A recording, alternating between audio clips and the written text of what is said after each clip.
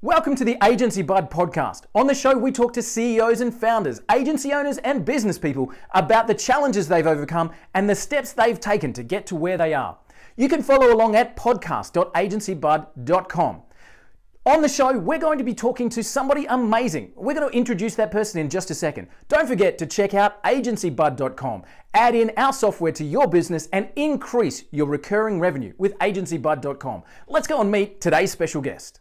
Ladies and gentlemen, welcome to the show. Today we are talking to the man on the ground, and I mean that in an absolute inverted commas. Today we have Travis Whyte with us on the show. Now, Travis is a grounded pilot. He has been affected like the entire planet by this entire COVID-19 disaster. So not to timestamp the show, but if you're listening to this in a few years' time, I hope that this hasn't affected you in the way that it has affected every single person on the planet as we record this in 2020. Travis has come from a marketing background. He put together an amazing program way back when called Whyte Space, which was a marketing agency. He then morphed with a much bigger marketing agency and then took to the skies as his passion for being a pilot took him to being a commercial pilot for the last 4 or 5 years. Now, what's happened since then? He's had a son, Simon, who has picked up an incredible artistry and business nous from being around his parents. Simon started his agency. Travis has come back in and said, hey, let me give you a hand. Last year, 2019, October last year, Travis formed a brand new marketing agency with his son, Simon, which was called Flight Path Marketing. Incredible growth so far, but Travis is still in the skies. COVID hits March 2020, Travis is grounded, and now we need to find a way to pivot those skills, the business growth, back into an environment with Simon. And here we are on the show with Travis's brand new marketing agency in launch mode and incredible growth mode with his son, pivoting back to old time schools and learning new time marketing. Now, with all of that being said, wow, Travis, welcome to the show. Hey, thanks a lot, Walt. Just one clarification. It's actually flight plan marketing. Not flight plan path. Marketing. Better to have a plan than a path, in my opinion. Exactly. Flight plan marketing. We'll make sure that that link is in the show. So flight plan marketing. Now, I'm fascinated by your story, man. As I'm looking, like we interview people all over the place. You've gone from being an entrepreneur, running your own show, working with businesses, working in that marketing space. And then you've completely pivoted and change direction. So I'm going to dig into flight plan marketing. I think that's going to be an incredible story. But before we do, take us back to the early days, the Whyte Space environment, where you're running that agency and then decide to change entirely into a new sphere. How did Whyte Space happen, and how did that change then affect you? So Whyte Space really became a job and a business for me when I finished a master's degree in educational technologies way back in 2000. So this is like the internet's pretty much still in its infancy. Businesses are still trying to get a hang of it. The focus that I had was on educational technologies. There weren't jobs within the educational technology sector for me right away, but I found that I had a skill set where I could build tools online. Nice. And so ended up just connecting with local small businesses that wanted to get an online presence. And this was in the early 2000s. And so this was very early days of the web. And we did some Flash stuff. We did some HTML, raw HTML, just hand coded everything. And one thing led to another, and just started doing little projects here and there. Picked up a buddy that I had made connections with that had some graphic design skills. He came on board as a freelancer. We put a few projects together, met another guy that was a developer. He came on board as a freelancer, and one thing led to another. And, 10 years later, Whyte Space we were putting through about 100 projects a year. And I think we're grossing our revenues were about $500,000 a year. And it was kind of just clipping along. But I came to the point where I just kind of looked at myself and went, you know what? I'm getting kind of tired of chasing bills with clients, trying to chase the next project. It was at that cusp where, I could go big or I could bug out. And we were holidaying a little bit to the southern US in Arizona, actually, where my parents were snowbirds. And I just kind of fell in love with being in the sun and being somewhere where I could golf. So my wife has American citizenship. So we actually looked at the idea of packing up lock, stock, and barrel and moving to the US. And through that process, it was like, well, what do I do with Whyte Space? Well, I could continue to run it while I'm down there. And then at the same time, one of the colleagues that was, in charge of Bubble Up, the company that we had been referring a bunch of business to, he said, we'd be interested in acquiring your company. And I said, hey, let's talk. And so literally my team of 5 merged with his team of 8, and we took on the world. And I bugged out of the country, literally left Canada a month after we signed all the paperwork kind of thing. And I stayed on as a contractor just for whatever I could do to help. Wow. And it wasn't until I was actually down in Arizona where I was trying to figure out, hey, where's the next stage of my life going to go, that I started looking and realizing the opportunities. I mean, Arizona is the flight training capital of the world because of the weather conditions down there. So I realized there was an airport and a flight training program 30 minutes from my house where I could train to become a commercial pilot and 2 years later be in the sky flying jets. Wow. So the dream that I had as a kid of becoming a pilot that was kind of grounded when we just didn't have the money to make that work finally became a reality, because I had some buyout money from the sale of the business. I had an opportunity and I had everything laid out right in front of me in Arizona to do it. So we did it. And wow.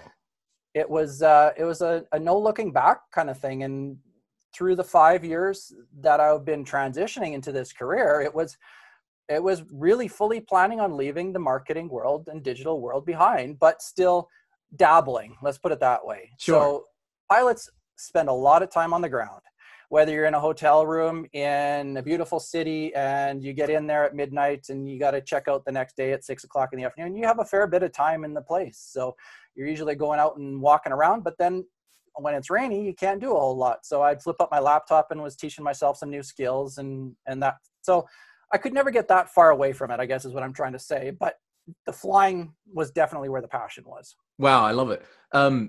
Tell me about the first time the wheels went up in your training. You've had that dream all your life. I'm sure you've done a bunch load of study. And then there was the day that you actually got to sit up the front for the first time. Tell me about that.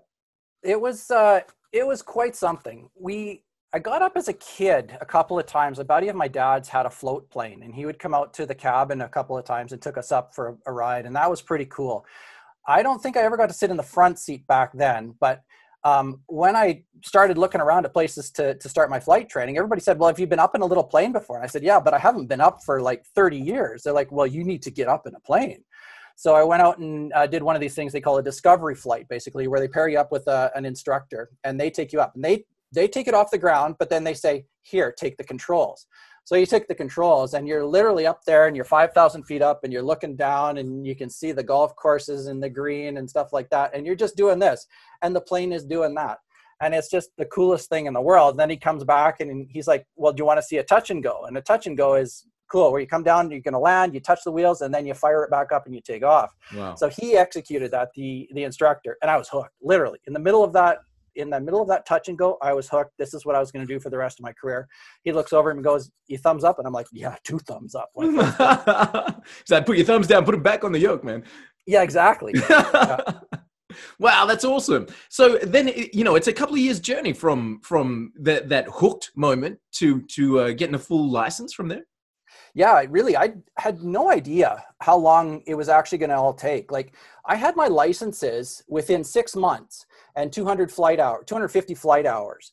But going from there to getting a job actually flying is quite a journey. Usually you end up going up and fly bush planes, or I ended up joining up with a small charter company and throwing bags. Here it is, a 40-year-old guy, that has, made pretty good income in the past. I'm crawling into the belly of a 737 loading bags, because this is what you do. You get into an organization and you prove your worth. You learn the ropes from the ground up, similar to what I was doing 20 years before that in the marketing world. So here I am, 40-year-old guy slinging bags. Then my chance for the flight line comes up and I start flying little small planes.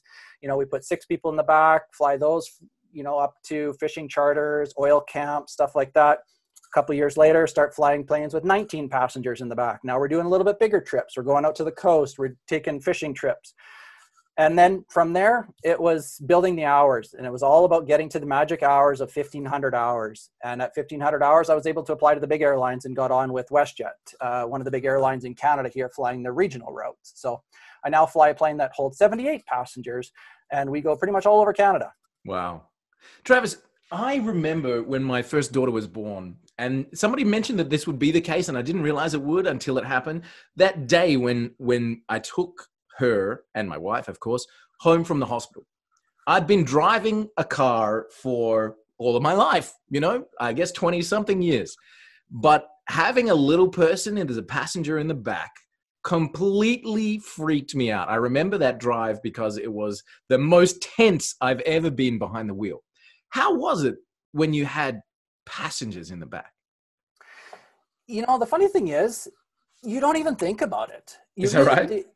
You're so well trained, and the airline industry is, it prepares professional pilots. Right. And so the processes and the checklists and everything that you go through, the minute you sit down and you start to fire up the engines, it's like this vroom You're effect. zoning straight in.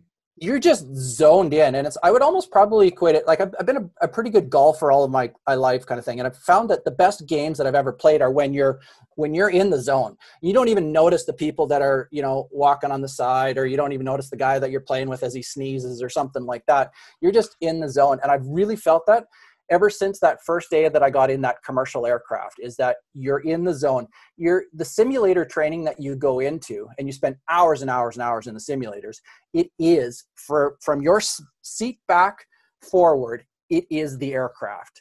And so you spend hours and hours. So it really wasn't a whole lot of difference actually realizing that instead of just an instructor behind me one seat, it was actually 78 passengers back there.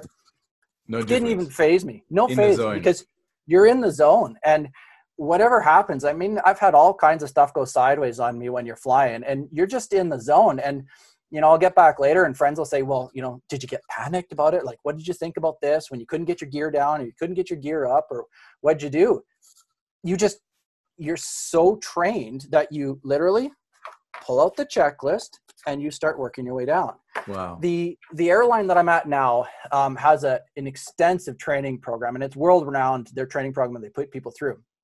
So it's the coolest thing I'd ever heard of. So the first time when you're up and you have something not right, like, you lose an engine, or, you hit a bird or something, all you do is you take a deep breath and you say, what's the problem? And you've got a co-pilot beside you, and the two of you now zone in to problem-solving mode. And that problem-solving mode has been, just ingrained in me right from, early days in university, all through my experiences with the marketing world and stuff like that. It's all about problem-solving. And so you're zoned in, but you take a step back from the situation, and you just work through the situation. You work through it methodically. If I do this, I do that. I do this, I do that. I do this, I do that. You work with your colleague that you're sitting beside. And then we've got, radios. We can talk to the guys on the ground. We can talk to dispatch. We can talk to the air traffic control. And you just literally work through the process. And I think we've just covered an entire MBA of business in the last 5 minutes. Let me highlight two incredibly major lessons. Or actually three. Let's go with three major lessons that I've picked up in the last 5 minutes. Number one, when you were chasing a passionate dream, you found yourself slinging bags. And your comment was, because you do what you have to do to get into that space.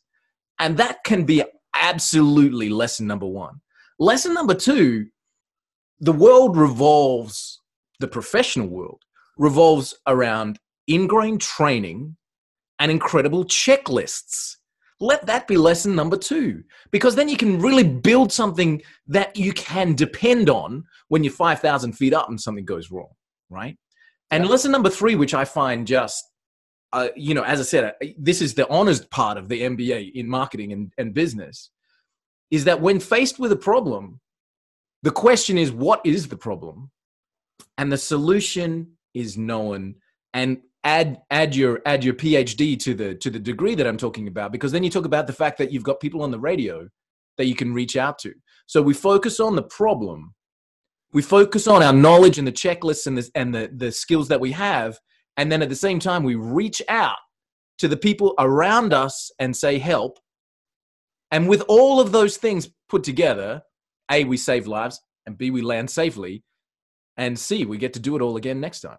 Like that, everything has a metaphor. I've found in my life. I found that, you know, that's incredible. But wow, that's such a cool phase of knowledge and learning to go through, you know, with that story, Travis. Thank you, man. I appreciate it. I think that's super cool. So Yeah.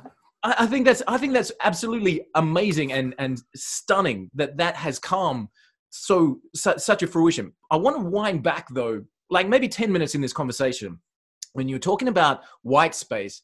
And what was interesting for me was the first words you mentioned, the first things that came out of your mouth was Whyte Space became a job and a business for me.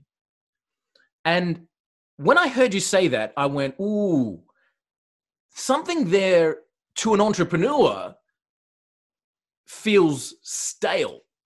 And then you know, as the story evolved, you're talking about, you're getting started going chasing clients and doing like that. It went from being something that you were passionate about, and it became a job that you were frustrated by. And you were fortunate. You got to bug out. You got to buy out, you know, and go and chase your dreams.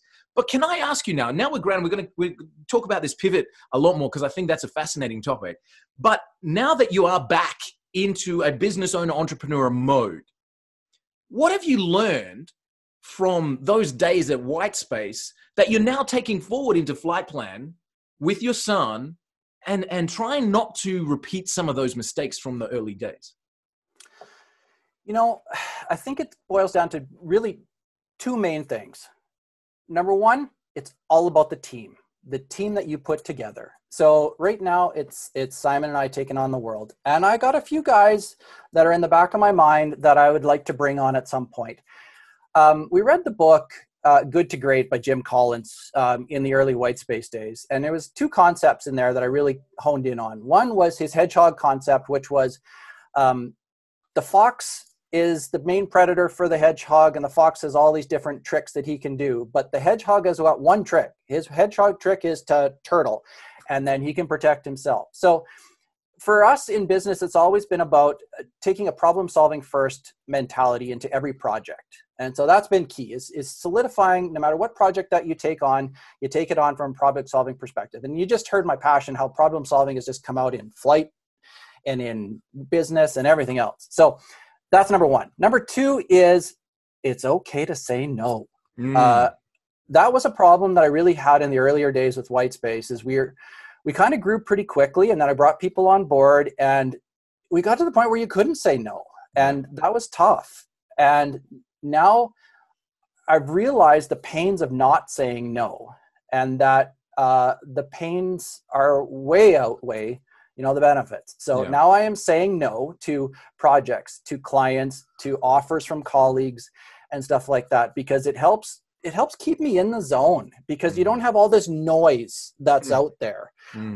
So choosing the right projects, choosing the right teammates, knowing when to say no, that's the key. From there, it doesn't matter if you're selling, you know, shoes, or you're doing lawns, or you're flying airplanes. If you kind of get those two things sorted out, you'll do okay. Yeah, absolutely. And keeping that focus. I like I like that focusing on your one skill, or the, you know, your point of difference, your hedgehog theory, keeping that, you know, tight, because that can save your life, keep you moving forward, you know, do all that kind of stuff, you know, and also allow you as a business to grow if you become a specialist in a particular area. And then of course saying no, I've a lot of people struggle with that. I certainly have myself.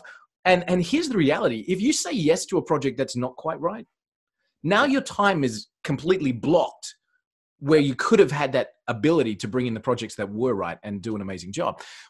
Travis, before we started recording, one of the things that we talked about, like when I'm reaching out to people for these interviews, quite often people will say, "Oh, sure, I'd love to do the interview. What kind of things are we going to talk about?" And I send them a question. And if you're watching this on our streaming, I have a list of questions, and it's laminated to make sure that I, you know, stay on par.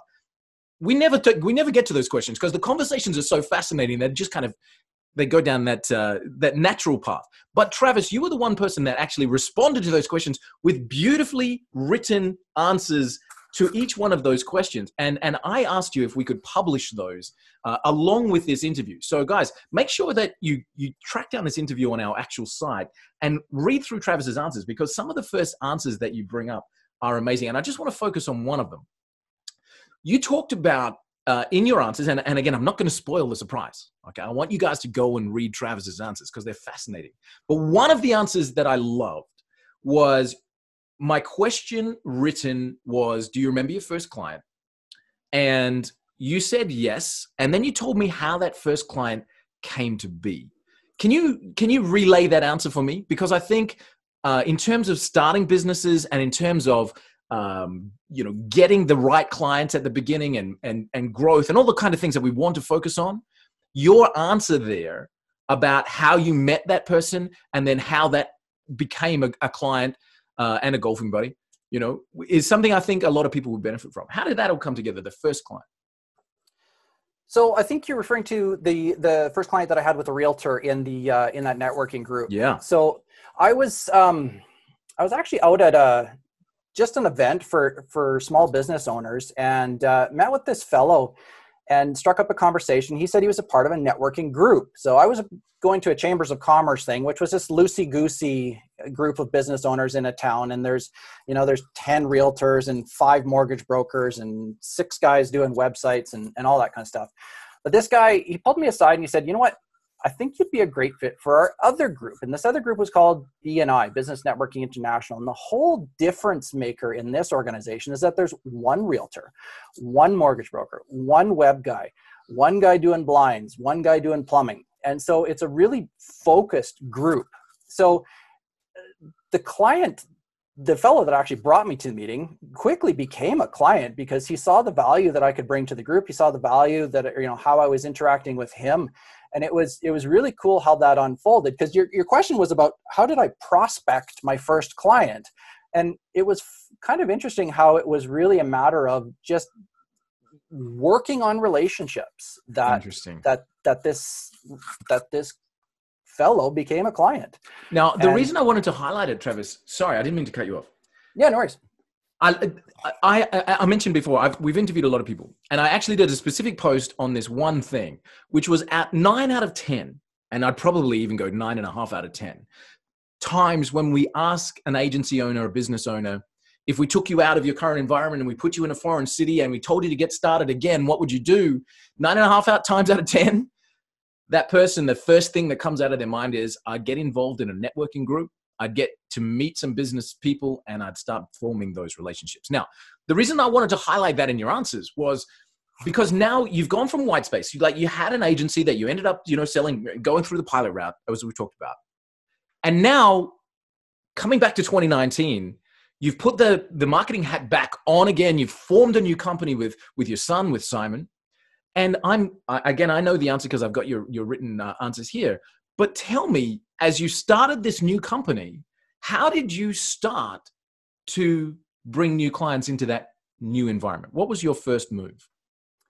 The first move was actually to go back where I was. It's just like a little bit of a trip down memory lane kind of thing. So I had a very good network built up through the Whyte Space days. And they were, how I'm looking back at it now, they were Travis's clients as opposed to Whyte Space's clients. And they were relationships, and it was all about relationships. I mean, we had, 300-400 clients at the time that we were acquired by Bubble Up there, but it was going back into that old Rolodex and figuring out, reconnecting with old people that we had done work with, or people that we were even just colleagues with, where we were, shared similar interests. We were on the golf, we played in the golf tournament together kind of thing through the BNI. It was just going back into those relationships and reigniting those relationships, and everybody going, I can't believe you were a pilot. Tell me about that. And what are you doing now? Because we had heard that you had sold your business and we didn't know what was happening. We heard you'd left the country.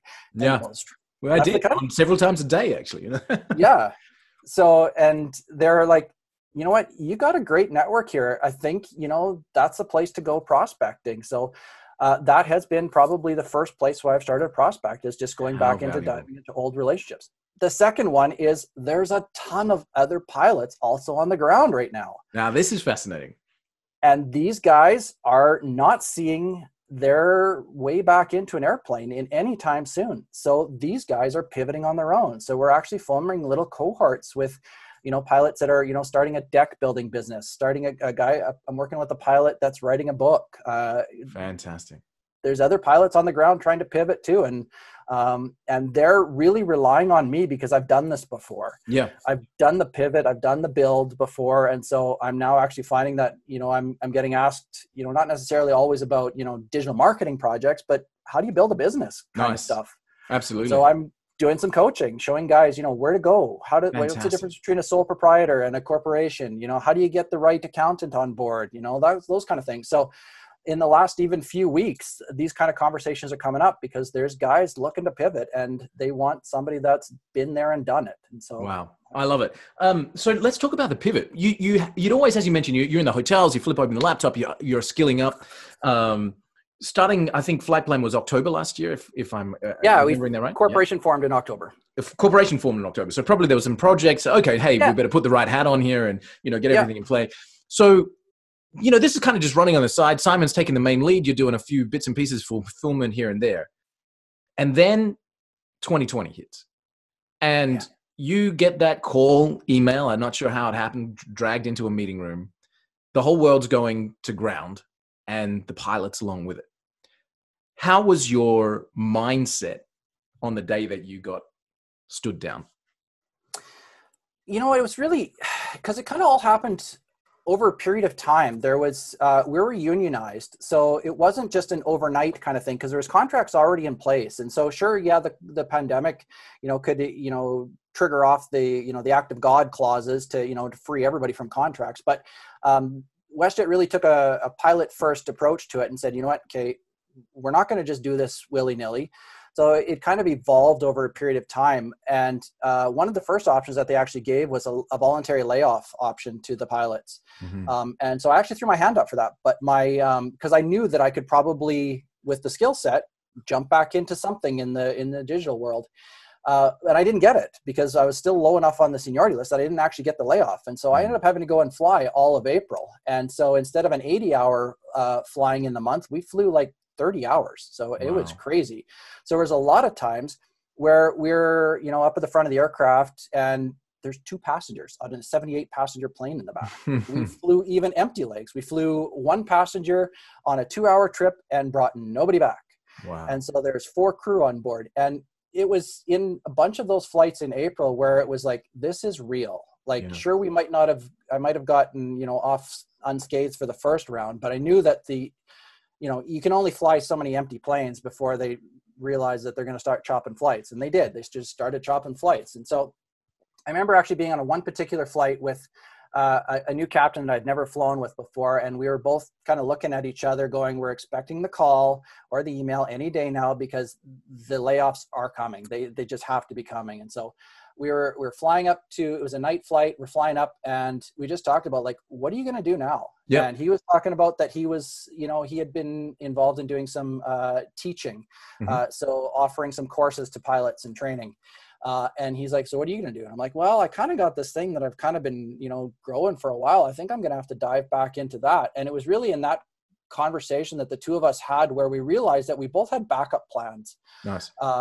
And that, looking back now at an entire career, it was all about having a backup plan, whether it's in a project or whether it's in your life, in your careers or whatever. The backup plan is essential. So I actually was, realizing that, I might not be flying this airplane, tomorrow, but I've got a backup plan. And it was actually comforting to know that I could slide back into something pretty easily. And nice.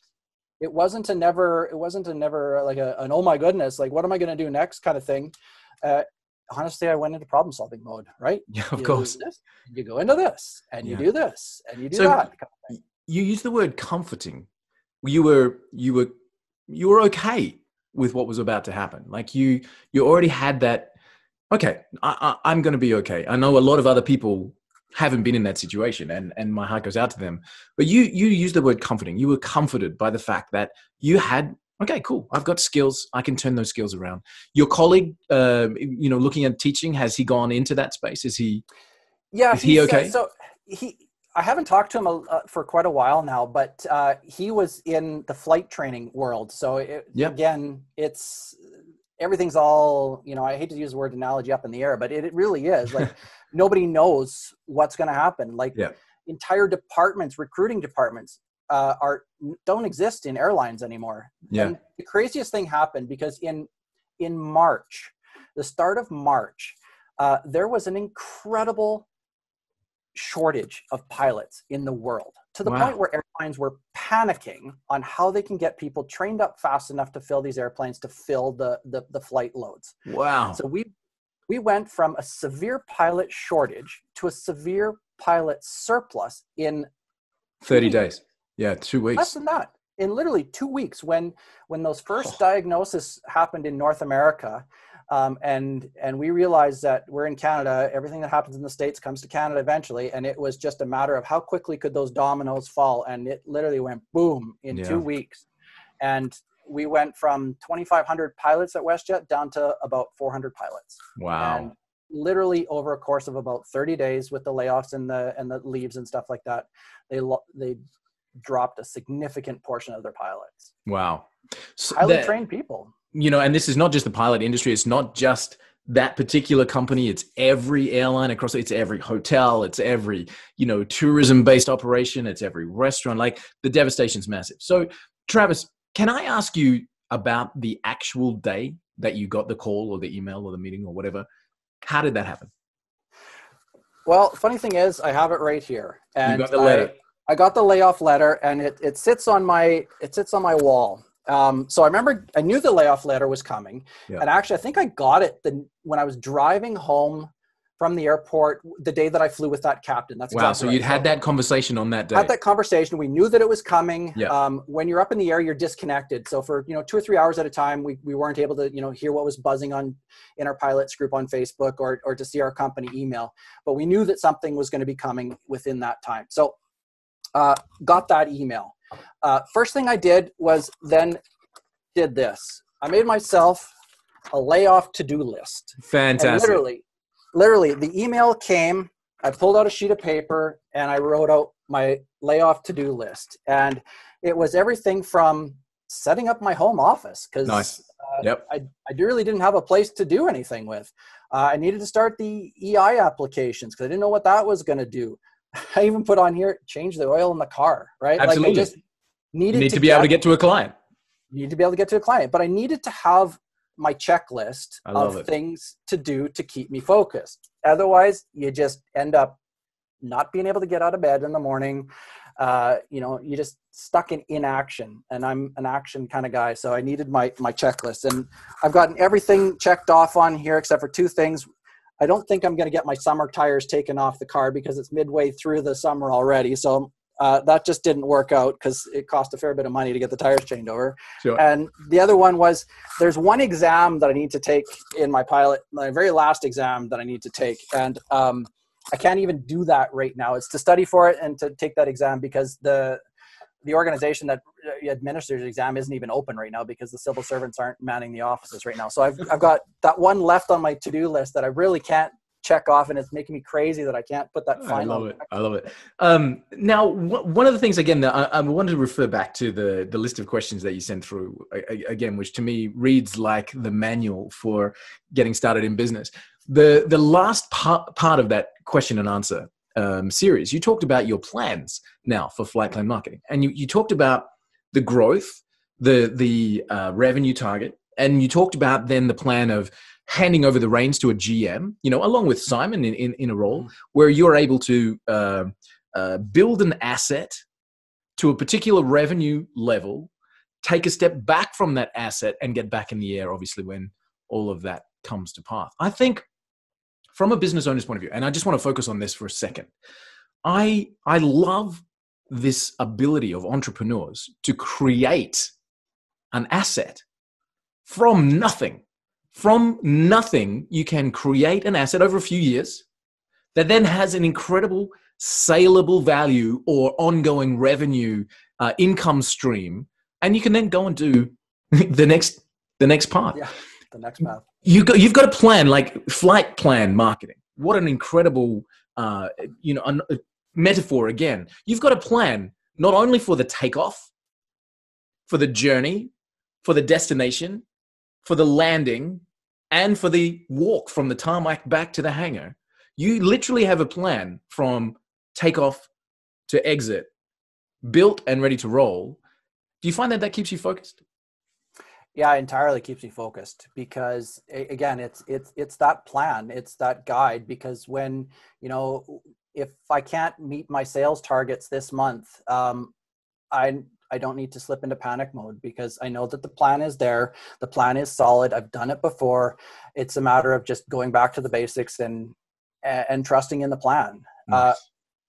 One of the biggest things that we learn as a pilot is it's not okay to just have the one plan. It's not okay just to have the one plan to get to your destination. We plan every flight with an alternate, so that if we get to that destination, we can't land there, weather's crappy, something's going sideways, we've got a backup plan, our plan B. It's always that backup plan. It's the plan B. It's the plan for the diversion kind of thing. So it's never enough just to plan to the destination. It's to plan to the destination and go, oh crap, we can't do this, we're going over here. And again, it's that having that kind of a plan in place and realizing that there is a time when you will have to divert. And we use the term divert in the air. And if this plan doesn't go completely as I have it laid out here, and I have to divert, it might be a diversion because I can't actually get back up in the air, because the flights don't ever start back up again. So this might be a permanent position. So again, having the backup plan that, you know what, maybe there is another plan that I need to make at that time, but at least you've got something as a target. Wow. Travis, I talk to a lot of entrepreneurs and business people, and I'm passionate about the mental health side of things that entrepreneurs go through, especially solopreneurs, where, you know, you're working in the digital world. You know, you can reach out to freelancers. You've got people that are doing tasks for you. You can build an entire company and just be you in the office. And there's a lot of mental health struggles that entrepreneurs go through, and it's not talked about very often.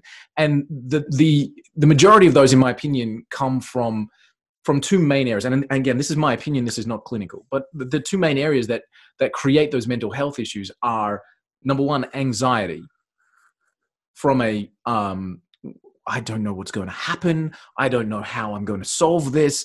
I have no idea, you know, like, where we're going to get the next client from. Are we going to be able to pay rent next month? And the heart rate's going up. The pressure's piling on. The to-do list is getting longer. There's no blah, blah, blah, blah, blah. And I say that, you know, not to dive too deep into a dark hole. The anxiety brings that incredible stress and pressure, which causes all kinds of things, depression and you know, anxiety issues and alcoholism and lots and lots and lots of issues as a result of that. And the other area that that is coupled with is overwhelm, you know, in terms of there's so much that gets loaded onto an entrepreneur from so many different angles that it just never seems to have a clear path forward. What I love about what you said was that it's the plan and the diversion, you know, if you have to divert, and it's the comfort, I want to use that word again, about having that in place and feeling okay with whichever plan we go with. Because we end up, you know, in a business situation, we end up in a sales negotiation, we end up in a empty calendars looking for a client situation. And if you've got the plan that looks 3 years out and says, well, you know what? Hey, maybe we have to divert right now and do something a little bit different, head over here instead of head over there.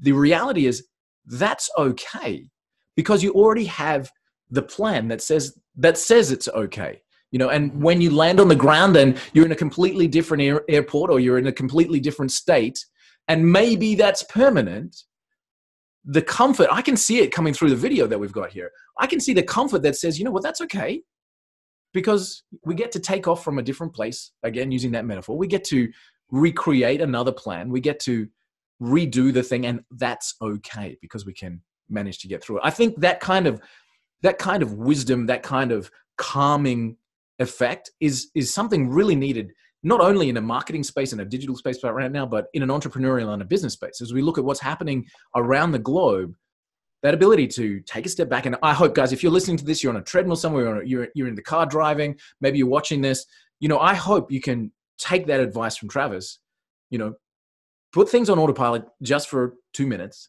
take that step back and make a plan. And then realize that whatever's at the end of that plan is okay. And from there, you get to make another one. I love that wisdom, man. Good. I hope many people do take that to heart and that they get some comfort in that, because I was a budding entrepreneur 20 years ago, and I fell into the same pits that I'm trying to help people steer away from. And your podcast is bringing light to those pits and letting people know that there is comfort to be found in the plan. Yeah, absolutely. And in the pivot, I was talking to a very good friend, he's become a good friend, a gentleman named Mark Laxton, who was a firefighter in the UK, and they changed the pension rules. And Mark had been a firefighter for 25 years and was looking forward to the, serviceman's pension and all that kind of stuff. And then they changed the pension to the fact that he wasn't even going to be able to survive and keep his family intact after so many years of service. He had to pivot, and he's pivoted successfully to become one of the best YouTube marketers that I know. So he's now teaching other people in the fire department how to do marketing exercises on YouTube successfully. He's pivoted, he's upskilled, and then he's taking that skill and turned himself into a teacher for other people in the same position. So you were talking about the pivot that you already had the plan, and there's a lot of pilots that you are now working with. So a guy's building a deck. This guy, has some skills in another area, and you're able to take your marketing skills and your ability to teach and work with those guys and say, hey, look, everything's okay. Are we going to just see, this, I hope this sparks an idea for you. Are we going to see Travis and Simon Whyte's pilots on the ground instructional course about pivoting and about setting up businesses? Are we going to see that as a formal thing moving forward? Very well could be. I can't say no. The School of Hard Knocks teaches us some pretty good lessons. And I've always wanted to learn lessons from people that have learned their own lessons. And so I think that I've got something that I can bring. And so if we can make something like that work, there's going to be a lot of people, whether they're pilots or whether their industry has just crumbled from the hotel industry or the tourism industry. There's going to be a ton of people in the next year that are figuring out, because the government benefits that everybody's been riding for a while, they're going to run out, and the government's going to eventually go, okay, it's time to do something else. And I want to position our business to be there as a catch for those guys to say, hey, you know what, we did this. And they might say, how did you get to this point? Well, I did it once before. I'm doing it again. I'm just 3-4 months ahead of you because I jumped on it at that time. It doesn't mean to say that you can't jump on, but they need some support. And so I really can see being able to be a resource to these other grounded or these other folks that have had to pivot because their industry has completely been decimated. Yeah, absolutely. I always say to people that the term entrepreneur, many people throughout their life would never see themselves in that way. They would say, no, I'm not an entrepreneur. I like my paycheck. I like my stability. I like, all that kind of stuff. I never see myself as an entrepreneur. Interestingly though, coming and, talking through the flight plan and talking through what happens when you're sitting down and you're in the zone and you're ticking off a checklist. And when you get to that wheels falling off moment or landing gear not coming down moment and problem solving is the skill of the entrepreneur. And I think now, as the world's going crazy and that realization for people, as you said, that the government funding is, come on, it's not a bottomless pit. The government's done an incredible job of supporting up until this point, but come on, there's got to be some spark. If you have the ability to make a plan and problem solve, you are an entrepreneur. Whether you've been paid by the hour or not, now you have the opportunity to problem solve along the way and get paid for that solution that you bring to any problem. I love that, Travis. I love the fact that you're bringing that awareness to people who have to pivot right now. I love the fact, of course, that you're building the flight plan marketing agency and helping businesses by utilizing your skills. Like that's our bread and butter. That's our jam. We love that. It's, that's what we've built our entire business on. So kudos to that. But I hope that as people are watching this, listening to this, they can really take comfort in the fact that pivots are available. Problem solvings are just one problem at a time.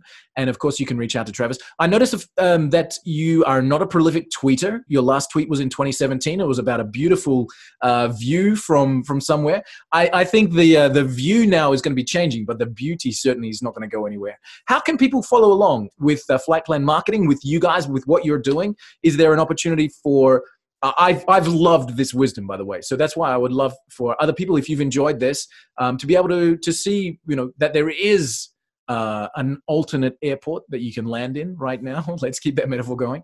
Yeah. How can people follow along with you? Probably the simplest way is just through Instagram. Starting with that one, I used a personal Instagram channel a lot when I was transitioning as a pilot, and I've got some great views in there. But I realized that an Instagram channel is a great place for the business too. So we're just Flight Plan Marketing on Instagram, and all one word kind of thing in the handle there. And we're on there, and we're growing. And I try to mix a little bit of the metaphor of the flying in with the business building, because for me they've gone hand in hand. And I think Absolutely. there's a lot of things that are the same. And even on Instagram or on my LinkedIn profile, I'm just Travis Whyte, TravisWhyte. Fantastic. We're going to make sure that those links are there. I've really enjoyed the opportunity to bounce back and forth, man. Like, spending this flight time with you has been a real joy for me, and it's certainly been first class all the way. I really appreciate it. Travis Whyte, ladies and gentlemen, from Flight Plan Marketing with his son Simon, building incredible businesses through marketing and websites. You can get in touch with Flight Plan Marketing, and of course, jump onto the Instagram channel. We'll make sure that that's there as well. Travis, thank you so much for your time, man. I really appreciate it. Thanks a lot, Walt. It was a privilege to chat with you, and it got me going again. I like it. Fantastic, mate. Cheers. We'll speak soon. Okay, thanks.